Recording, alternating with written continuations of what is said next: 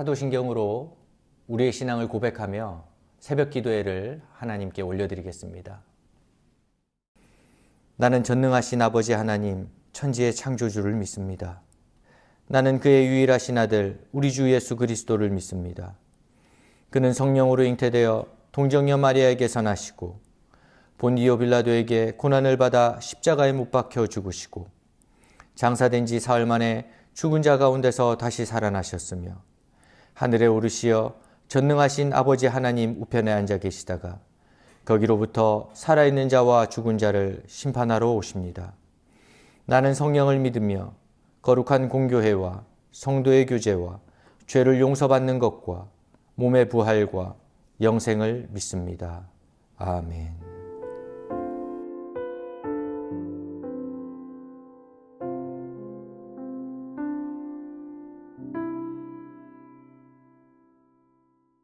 찬송가 370장 찬송하시겠습니다.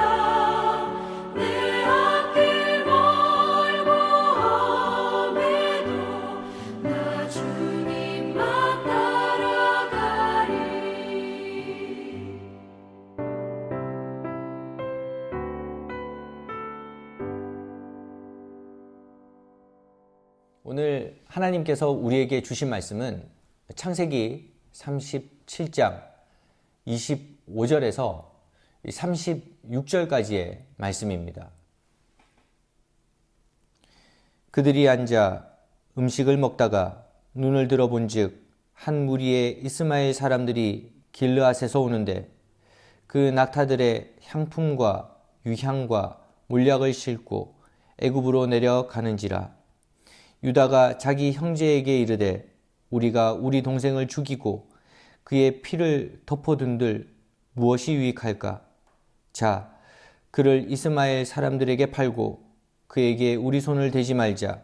그는 우리의 동생이요 우리의 혈육이니라 하매 그의 형제들이 청종하였더라. 그때에 미디안 사람 상인들이 지나가고 있는지라. 형들이 요셉을 구덩이에서 끌어올리고 은 20에 그를 이스마엘 사람들에게 팔매 그 상인들이 요셉을 데리고 애굽으로 갔더라. 르우벤이 돌아와 구덩이에 이르러 본즉 거기 요셉이 없는지라. 옷을 찢고 아우들에게로 되돌아와서 이르되 아이가 없도다. 나는 어디로 갈까? 그들이 요셉의 옷을 가져다가 숫 염소를 죽여 그 옷을 피해 적시고 그의 채색 옷을 보내어 그의 아버지에게로 가지고 가서 이르기를 우리가 이것을 발견하였으니 아버지 아들의 옷인가 보소서 하매 아버지가 그것을 알아보고 이르되 내 아들의 옷이라. 악한 짐승이 그를 잡아먹었도다. 요셉이 분명히 찢겼도다 하고 자기 옷을 찢고 굵은 배로 허리를 묶고 오래도록 그의 아들을 위하여 애통하니 그의 모든 자녀가 위로하되 그가 그 위로를 받지 아니하여 이르되 내가 슬퍼하며 수올로 내려가 아들에게로 가리라 하고 그의 아버지가 그를 위하여 울었더라. 그 미디안 사람들은 그를 애굽에서 바로의 신하 친위대장 보디발에게 팔았더라. 아멘. 우리는 지금 요셉의 이야기를 살펴보고 있습니다. 이 요셉의 이야기를 살펴보면서 꿈에 대한 주제를 이야기하지 않을 수 없습니다. 이런 글이 있습니다. 내가 꿈을 이루면 나는 누군가의 꿈이 된다. 레오나르도 다빈치가 하늘을 나는 꿈을 품지 않았다면 라이트 형제의 비행기는 발명되지 않았을 것이다. 비행기가 없었다면 닐 암스트롱이 달에 착륙하지 못했을 것이다. 암스트롱이 달을 밟는 장면을 본 수많은 과학자들과 과학 꿈나무들은 지금도 누군가의 꿈이 되기 위해서 열심히 연구하고 노력하고 있다. 박지성이 처음으로 프리미어 리그에 진출하는 꿈을 꾸지 않았다면 기성용, 손흥민 등 10명이 넘는 선수의 탄생은 먼 훗날의 이야기가 되었을 것이다. 박찬호가 있었기에 류현진을 비롯한 수많은 야구 선수가 메이저리그의 꿈을 이루었다. 미국의 케네디 대통령을 직접 만나서 악수까지 나눈 두 소녀는 그날부터 꿈을 키우기 시작했다. 그리고 훗날 한 소녀는 미국의 대통령이 되었고 다른 소녀는 유엔 사무총장이 되었다. 바로 빌 클린턴과 반기문 총장이다. 이것이 바로 꿈이 가진 힘이다. 오늘 말씀이 바로 그런 말씀입니다. 역경이 찾아오더라도 포기하지 않아야 할 이유. 오늘 본문 말씀은 요셉의 형제들이 요셉을 이스마엘 사람들에게 팔아버린 것도 모자라 그의 아버지 야곱에게 요셉이 죽었다고 거짓말을 하며 이제 가족 중에서는 누구도 요셉을 구해줄 수 없는 환경을 만들어버리게 됩니다. 31절과 32절 말씀입니다. 그들이 요셉의 옷을 가져다가 숫 염소를 죽여 그 옷을 피해 적시고 그의 채색 옷을 보내어 그의 아버지에게로 가지고 가서 이르기를 우리가 이것을 발견하였으니 아버지 아들의 옷인가 보소서 하매. 죄를 감추기 위해서 또 다른 죄를 짓는 형제들 때문에 이제 한 가닥 희망조차 사라진 그런 요셉의 인생. 특별히 오늘 말씀을 보면 요셉을 사게 된 이스마엘 사람들은 그를 애굽의 보디발 장군에게 팔아넘기는 장면이 나옵니다. 이 36절 말씀입니다.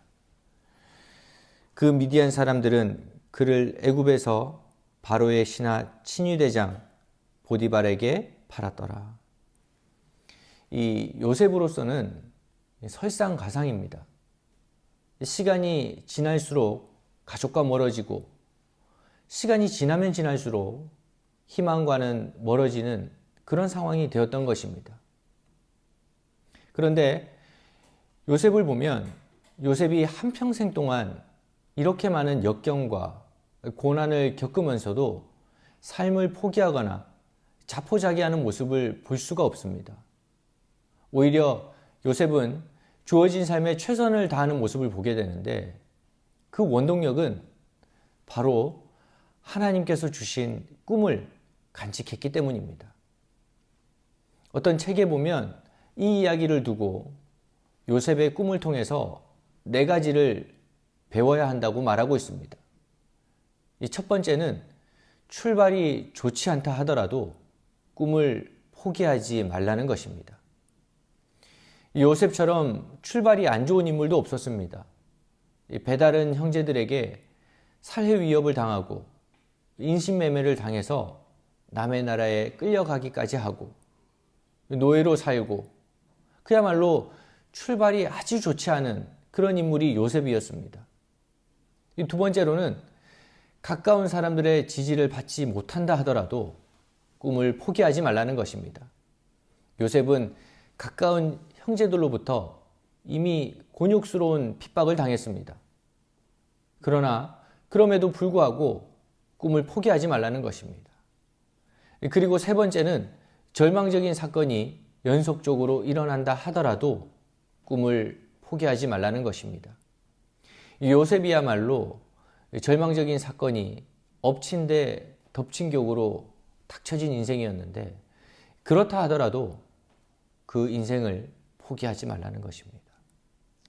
그리고 마지막 4번째, 꿈이 실현되기까지 많은 시간이 걸린다 하더라도 결코 포기하지 말라는 것입니다. 요셉의 이야기를 보면 요셉이 이렇게 꼬인 세월만 23년입니다. 그야말로 끝이 없는 것처럼 보이는 길고 긴 터널을 지나가는 것 같습니다. 그러나 요셉처럼 그럼에도 꿈을 포기하지 말라는 것입니다. 오늘 말씀은 요셉이 한번 팔려간 것도 모자라 애굽의 보디발 장군에게 다시 팔려가는 장면을 기록하고 있는데 나중을 보면 이 안에도 하나님의 섭리가 있음을 발견하게 됩니다. 우선 요셉이 팔려간 애굽은 당시 세계를 다스리던 최강대국이었습니다. 그리고 애굽이라는 배경은 나중에 이스라엘이 큰 민족을 이룰 수 있었던 조건 중에 하나가 되기도 합니다. 뿐만 아니라 후에 요셉이 감옥에 갇히게 되는데 마침 그곳은 왕의 제수를 가두는 곳이었습니다. 이 때문에 요셉은 감옥에 있는 2 관장의 꿈을 해석하게 되고 마침내 바로의 꿈까지 해석할 기회를 얻게 되면서 총리 대신의 자리까지 올라갈 수 있었던 것입니다. 우리가 살아가다 보면 더디 성장하는 것처럼 느껴질 때가 있습니다. 또한 우리가 살아가다 보면 앞길이 막막해지고 앞으로 나가지 못하는 것처럼 느껴질 때도 있습니다. 그러나 그럼에도 불구하고 우리가 우리의 인생을 포기하거나 우리의 상황을 포기하지 않아야 할 이유가 있습니다. 왜냐하면 성령께서 그 심령 속에 역사하시고 그와 함께 하시면 십자가를 통해서 그 안에 심어주신 예수님의 꿈이 드러나게 될 것이기 때문입니다. 오늘 하루 살아가실 때에 이 요셉의 이야기를 기억하시기 바랍니다. 이 고난이 찾아오더라도 주께서 함께 하시면, 어려운 일이 찾아오더라도 주님께서 나와 동행하신다면 우리의 길을 인도하시고 주께서 준비하신 그 풍성한 은혜를 누려받게 될 것입니다. 오늘 하루도 그 믿음으로 살아가는 하나님 백성 되시기를 간절히 바랍니다. 우리 잠시 함께 기도하시겠습니다. 먼저는 오늘 말씀을 놓고 기도해 주시기 바랍니다. 힘들고 또 어려운 시국을 살아가고 있지만 그럼에도 불구하고 주님께서 준비하신 큰 인생의 드라마가 있음을 기억하시고 힘들고 어렵고 더디 가는 것 같은 그 순간에도 꿈을 포기하지 않고 오늘 하루를 살아갈 수 있도록 기도해 주시고 그리고 교회와 또 교회 학교와 마지막으로 환우들을 위해서 기도해 주시기 바랍니다. 이 시간 우리 다 같이 마음을 모아서 함께 소리내어 기도하겠습니다. 고맙고 감사하신 주님, 지난 밤도 우리를 지키시고 오늘도 각자의 자리에서 주의 말씀으로 또 기도하며 하루를 시작하게 하시니 감사를 드립니다. 오늘도 말씀을 통해서 우리가 이 어렵고 힘든 세상을 어떻게 살아가야 하는지 가르쳐 주셨사오니 우리 가운데 함께하여 주시고 은혜를 더하여 주시되 하나님 아버지 힘들고 어려운 순간이 찾아온다 할지라도 하나님 우리의 인생 길이 더디 가는 것처럼 느껴지는 순간이 온다 하더라도 하나님 주님께서 우리와 함께 하신다는 그 꿈과 희망을 놓지 않게 하여 주시옵소서. 하나님 우리가 오늘 하루 살아갈 때에 주께서 허락하신 그 상황 속에서 최선을 다하며 살아가기를 간절히 소망합니다. 하나님 그런 우리의 삶 속에 주님의 길을 여시고 새 힘을 허락하여 주시옵소서. 동네 중앙교회를 위해서 기도합니다. 이 교회 위에 주님 친히 은혜와 하나님 아버지 성령의 바람을 허락하여 주시옵소서. 힘들고 어려운 시국을 지나가고 있지만 오히려 이 시국이 복음을 전하는 기회가 되게 하시고 지역과 사회에 그리고 전 세계에 복음이 뻗어나갈 수 있는 귀한 도구로 사용받을 수 있기를 간절히 소망하오니 주께서 우리 가운데 함께하여 주시옵소서. 하나님 오늘도 병상에 누워있는 많은 환우들 위해 친히 함께하여 주시고 그들을 찾아가시고 신방하시며 그들의 마음을 위로하시고 그들이 주님의 소망을 가지고 살아가게 하시며 하나님 아버지 그들에게 치유의 은혜를 허락하여 주시옵소서. 치유되는 그 과정 속에서 주님을 더욱더 깊이 만나고 우리의 신앙이 더욱더 깊어지고 또 더욱더 깊이 뿌리를 내리게 하시며 하나님 아버지 치유되고 난 이후에 이 모든 것을 주님께서 이루셨습니다. 감사를 돌릴 수 있는 우리 인생 될 수 있도록 주께서 역사하여 주시옵소서. 오늘 하루도 주님께 맡깁니다. 고맙고 감사하신 주님, 오늘도 말씀을 통하여서 우리가 힘들고 어려운 세상을 어떻게 살아가야 하는지 말씀으로 가르쳐 주셨사오니 하나님 힘들고 어려운 순간이 찾아오더라도 주께서 나와 함께 하심을 믿고 소망을 붙들며 오늘 하루도 최선을 다해서 살아갈 수 있도록 우리 마음 가운데 함께하여 주시고 우리의 걸음을 동행하여 주시옵소서. 오늘 하루도 주님께 의탁하며 이 모든 말씀 우리 주 예수 그리스도의 이름으로 기도드립니다. 아멘.